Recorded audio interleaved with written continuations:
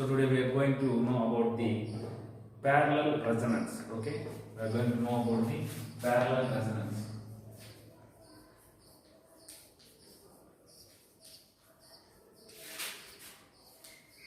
So in our previous class we know about the series resonance which are connected in AC circuits. So when a circuit consisting of RLC, parameters, so while LLC is presenting in a circuit, at that time the circuit behaves like a resistive circuit. This phenomenon is known as resonance. You can clearly understand what I am saying. When the circuit consisting of these three components or elements, at that time, while presenting these two components, conductor, capacitor, the circuit behaves like a resistive circuit. While the presence of these two elements, the circuit itself works as a resistive circuit. This phenomenon is known as a resonance. So coming to the parallel resonance. So here parallel means the circuit is connected in a parallel circuit. Okay. So before going to know this, we are going to discuss about the phenomenon and the effects caused when a circuit is under resonance. Okay. First thing is both the voltage and current are in phase. So there is no phase shift between the voltage and the current. Both are in phase. That means the phase angle is 0 degrees. What happens when a phase angle is 0 degree? The power factor of the circuit is unity. So whenever the phase angle is 0, the circuit power factor is unity. That means cos 0 degree is equals to 1. Cos pi is equals to 1. Why? Because pi is equals to 0 degrees. So let us take the circuit to be like this. Here I am taking the voltage source and R L. These two R L is parallel to a capacitor. Okay. Here the voltage supply what I am taking is a variable frequency. So Vs is variable frequency. Why? Because we know the reactances of the inductor and the capacitor. Okay. So this is the C. See here, this C and L both are connected in parallel. Why? Because this is a complex impedance R plus jXL and this is parallel to capacitance. Okay. Now I am taking here the variable frequency. Why? Because both the reactances XL and XC are the functions of the frequency. Okay. So now we are going to write an expression. Okay. What happened here? First impedance is, let us take this one as a Z1 impedance and this one as a Z2 impedance. Okay. Now what is the Z1 here? Z1 is equals to R plus jXL. Okay. So what is the admittance of this one? Okay. So X1 is equals to R1 plus jXL. So this is to be a parallel circuit. That's why, because we also seen that in our parallel circuits, AC in parallel circuits, we take the admittance value. You know what is meant by admittance? Admittance is nothing but Y. It is noted in Y and it is the reciprocal of the impedance. So coming here, so here we take this Z1 into admittance form. What happens? Y1 is equals to 1 by Z1. Okay, is it clear? Now what happens? This is supposed to be 1 by R plus jXL. So it is a simple complex number. I want this totally a real and complex number. That's why I am going to make it a complex conjugate. That's why I am going to multiply with numerator and denominator with a complex conjugate number. What happens then? Y1 is equals to 1 by R plus jXL into R minus jXL divided by R minus jXL. Okay. From this, what we are going to we have the expressions like this. Y1 is equals to R minus JXL divided by, what happens is in the form of A plus B into A minus B. So write this. What is the formula for A plus B into A minus B? A square minus B square. So R square minus of JXL whole square. Okay. Now what we are going to express this one? So Y1 is equals to R minus JXL divided by R square minus J square into XL whole square. We know that term. What happens? What is the value of minus J square? Sorry, plus J square. Y1 is equals to R minus JXL divided by R square minus J square value. We all know that. What is the value of J square? Minus 1. So minus of minus 1 XL square. What happened to this term? So it will become like this. Y1 is equals to R minus JXL by R square plus XL square. Totally, what we can write this finally? So we can write this as Y1 is equals to R by R square plus XL square minus J into XL by R square plus XL square. Take it as equation number 1. So this is the first expression. Okay. Okay, note down. So Z2 is equals to minus JXC from that circuit.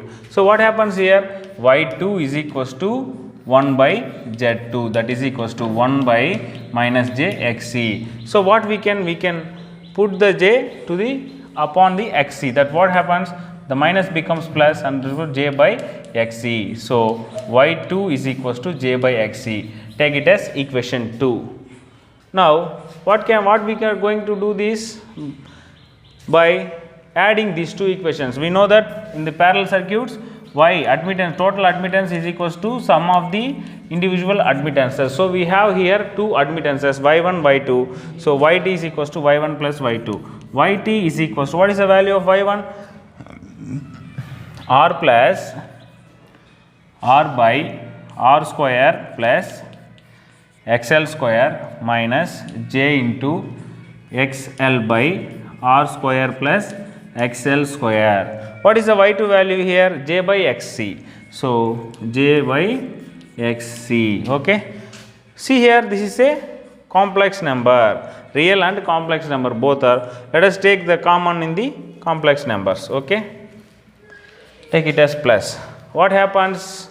So Yt is equals to R by R square plus XL square plus J into 1 by XC minus XL by R square plus XL square. So this is the final admittance value of the RLC circuit. Okay, is it clear? So from this we know that at the resonance the circuit behaves like a resistive circuit. Why? Because so only the resistive terms are active. Why? Because remaining terms are all becomes 0. Okay, Ganesh. So from this we take that total impedance Yt is equals to, let us write that total impedance Yt is equals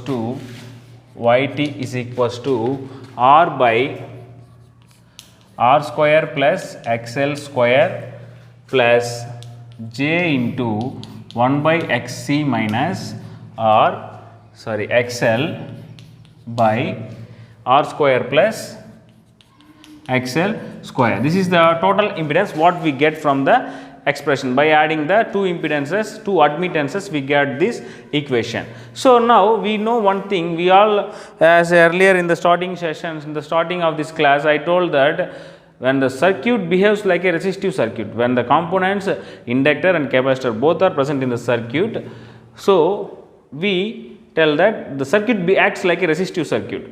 Why?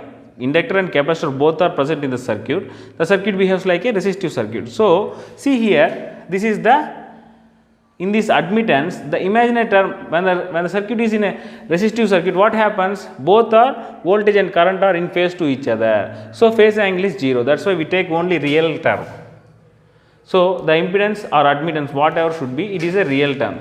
So, in case of resonance, this imaginary part is equals to 0. So, in case of resonance, imaginary term is 0. So, let this term be 0, what happens? So, 1 by Xc minus XL by R square plus XL square is equals to 0. Let this term to this side, what happens? 1 by Xc is equals to XL by R square plus XL square. Okay. See here, what we are going to find here? We are going to find out the expression for the resonant frequency. So, cross multiply this one. So, what happens? XL Xc is equals to, okay, this Xc goes that side and this term goes this side, okay, R square plus XL square. So, we all know that what is the values of XL?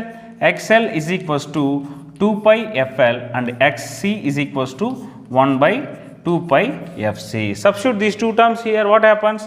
So, XL is 2 pi FRL. Why? Because we are taking this in the case of resonance. So, in the case of resonance, the frequency is to be resonant frequency. So, into 1 by 2 pi FRC, that is equals to R square plus XL 2 pi FRL whole square. Okay, is it clear? See here, 2 pi FR gets cancelled. So, what is the term present remaining here is L by C is equals to R square plus 4 pi square FR square L square. Is it clear? Okay. What is the next step here? So, we want the resonant frequency term. So, take this resonant frequency term this side. What happens?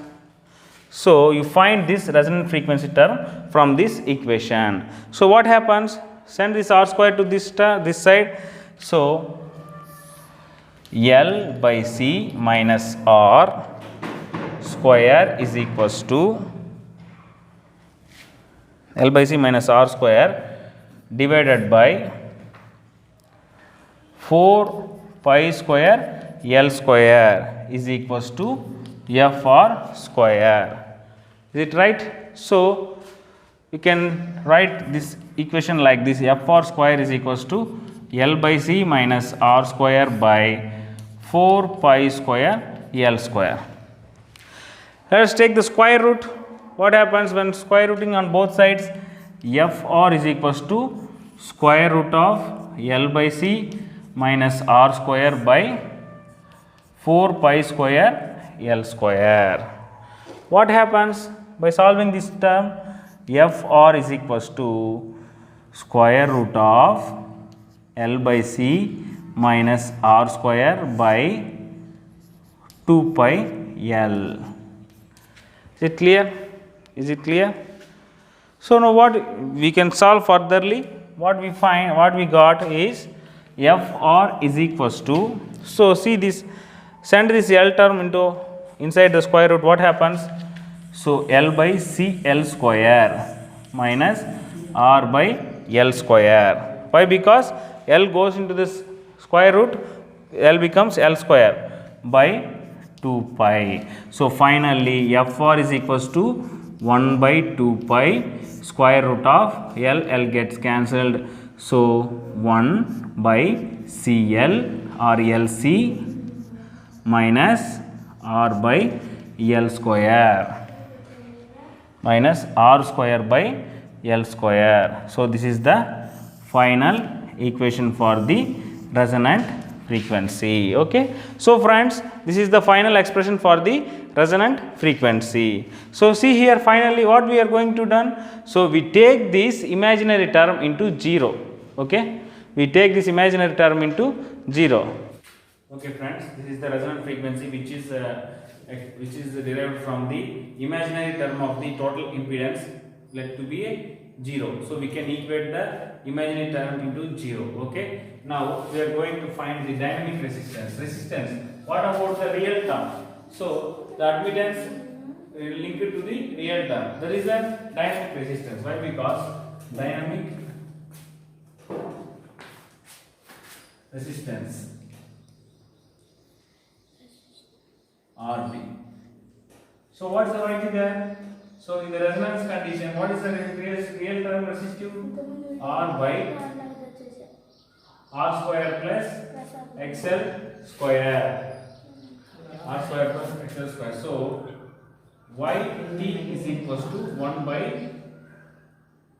RD.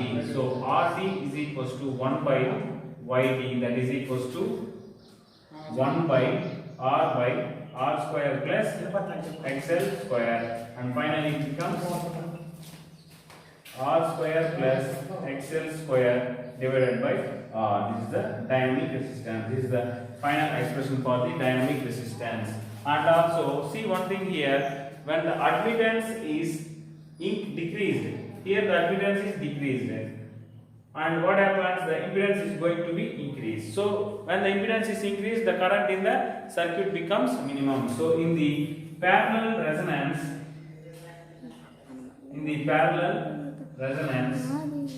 current is minimum. In the parallel resonance, current is minimum. So finally, one summary. I give one summary. So in this class, what are things we are going to do? First of all, we connected a parallel RLC circuit, and we are going to make that RC as a single impedance, RL as a impedance 1, and capacitor as a impedance 2, and convert the two impedance into admittances and take a summation of the admittance, and then finally what we got a complex number, real and complex number. So the circuit acts as a complete resistive circuit at the condition when it attains a resonance. So by making the complex number to 0, we find an expression for resonant frequency, and that is the Fr is equals to 1 by 2 pi square root of 1 by LC minus R square by L square, and also find a dynamic resistance value. RD is equals to R square plus XL square by R. So here the impedance is increased, admittance is going to decrease. What happens when impedance is increasing? So impedance is increased, automatically current is going to be decreased. So by taking this, both the voltage and current are equal to each other. So the power factor of the RLC circuit, RLC resonance in parallel circuit is 1. So it is stable. Okay friends, thanks for watching.